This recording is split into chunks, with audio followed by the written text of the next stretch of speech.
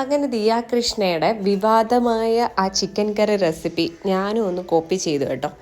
ഇവരത് മേക്ക് ചെയ്യുന്നതും കഴിക്കുന്നതും ഒക്കെ കണ്ടപ്പം എപ്പോഴും ചിക്കൻ കറി കഴിക്കുന്ന എനിക്ക് എന്താണെന്നറിയില്ല, അങ്ങനെ രീതിയിലൊന്ന് മാറ്റി പിടിച്ച് നോക്കാൻ തോന്നി. അങ്ങനെ ഞാനും പിറ്റേ ദിവസം തന്നെ ചിക്കൻ മേടിച്ച് കറിയാക്കി ഇതുപോലെ ചെയ്യാൻ തുടങ്ങി.